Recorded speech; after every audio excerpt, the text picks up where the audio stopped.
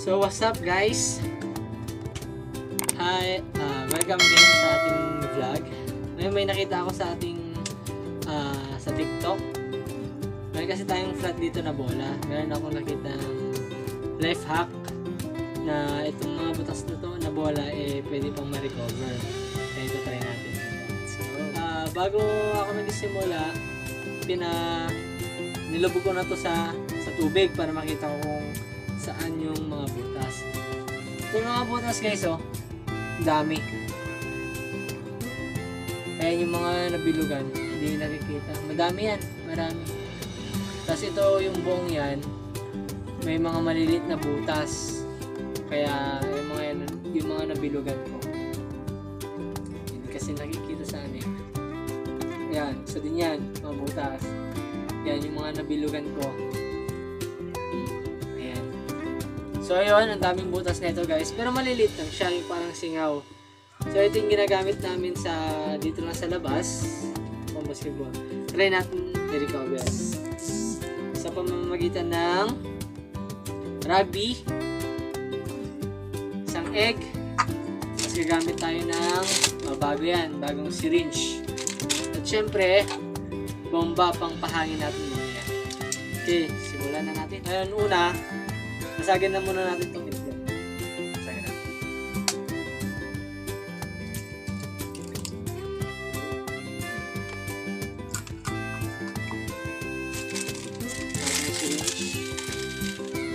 Bago yan ha. Bago. Baba. Pero itong karayom niya, hindi natin gagamitin ito guys. Ang gagamitin natin ay ang pin para mas madali natin na-insert sa bola. Tara, gawin natin. Lagay tayo na insert na muna natin yung pin.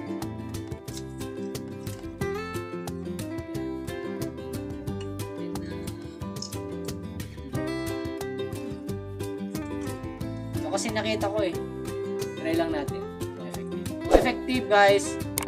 Pwede nyo i-try sa mga bola nyo. Ayan, lagyan natin.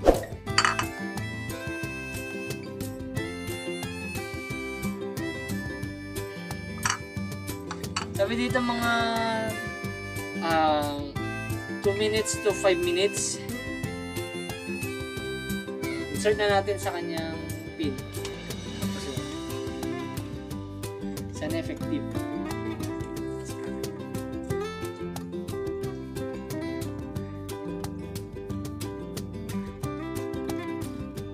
Ngayon naman isunod natin ang rugby na ilalagay.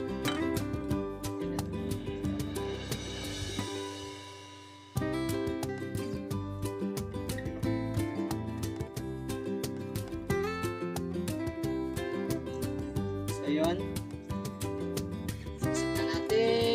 Saksak natin.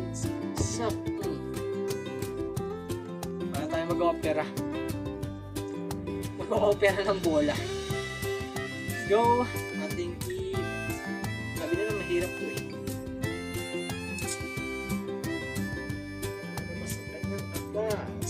So yun guys, sa mga magtatry nito, medyo mahirap ang pag-insert ng rugby, kaya pag sa mga bata, pwede kayong magpatulong sa inyong nakakatanda or sa inyong mga magulang. So yun, i-insert na natin. Oops! Tanggal yung pin. At saka bombahin natin.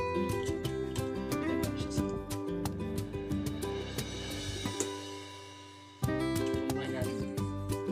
Pintay tayo ng mga 5 minutes to 10 minutes na mas mahal.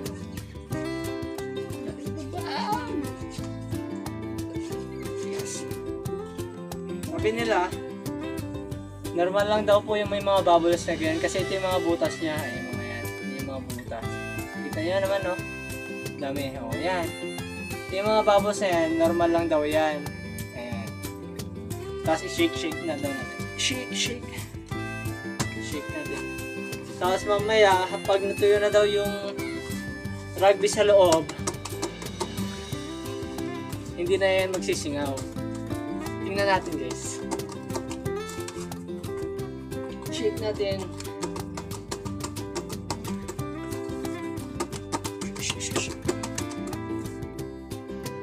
Sana effective guys. Para magamit pa natin itong bola. Wala na kasi tayong pang bola eh.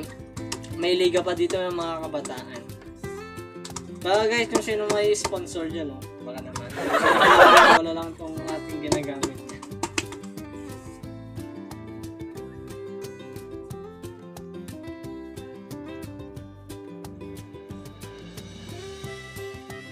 So yun guys, wala na akong naririnig.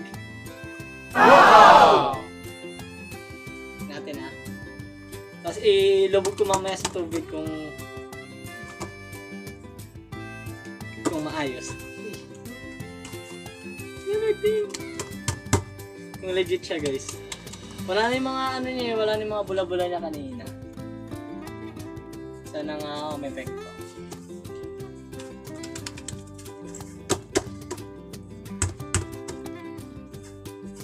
Pero lagyan pa rin natin ng isa pang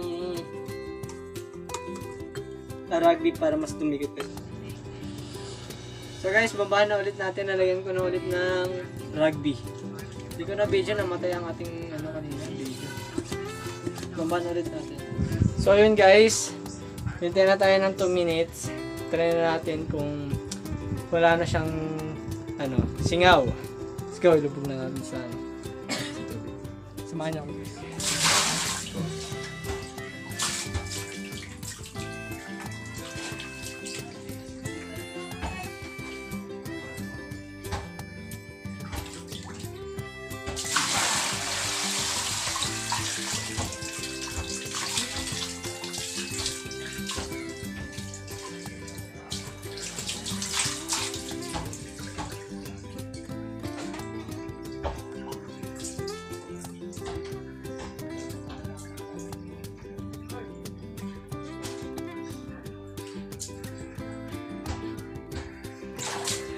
Guys, effective at sure akong i-recommend ko to.